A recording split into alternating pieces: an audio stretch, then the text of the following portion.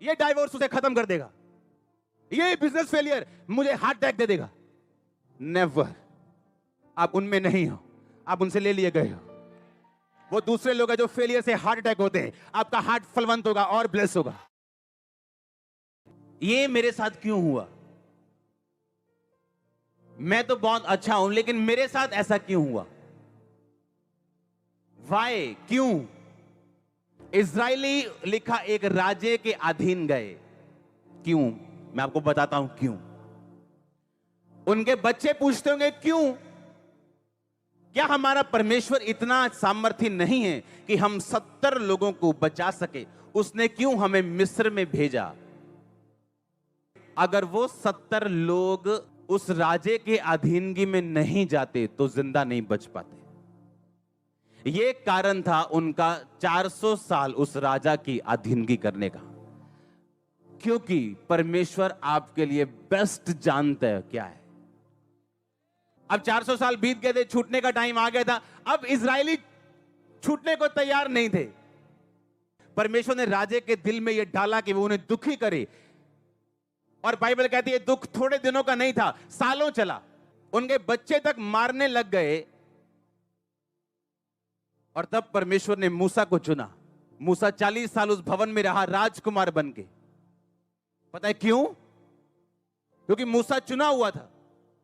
परमेश्वर जानता था अगर मूसा चुना हुआ है और मैंने अपना दिल, अपना कर्म और अपनी पूरी तरह से अपनी इच्छा और मेरे काम करने का तरीका अगर मूसा पे प्रकट नहीं किया तो ये कल लोगों को छुड़ा नहीं पाएगा।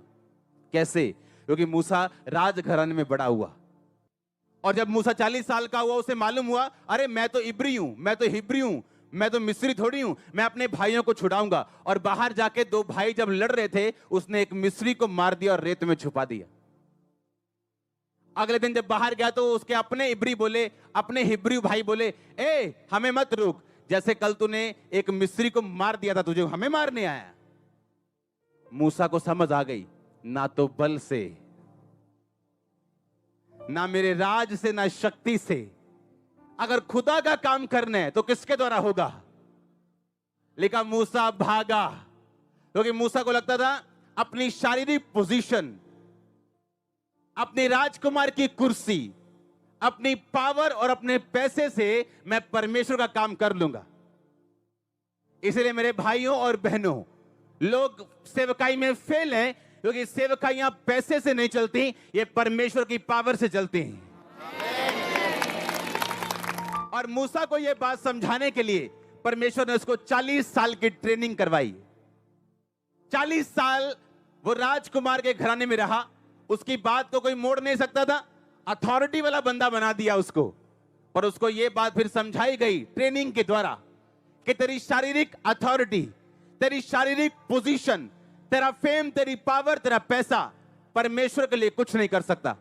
लेकिन मूसा भागा, जब उसे मालूम हुआ कि मेरी कत्ल की बात खुल गई, लेकिन वहां से भागा, अगले देश में चला गया, मिधान में। और बाइबल कहती 40 साल मूसा ने भेड़ों और बकरियों को चराया। मूसा को हर चीज ट्रेनिंग के नीचे थी, एवरीथिंग। मूसा का दुख, मूसा का सुख, 40 साल पैलेस में रहना, 40 साल भेड़ बकरे को चराना, everything was pre planned. Problem ये है, जब एक क्रिश्चियन नहीं जानता कि मैं फिक्स मैच में हूं, उसे लगता है नहीं, ये प्रॉब्लम मुझे खत्म कर देगी, ये दर्द मुझे खत्म कर देगा,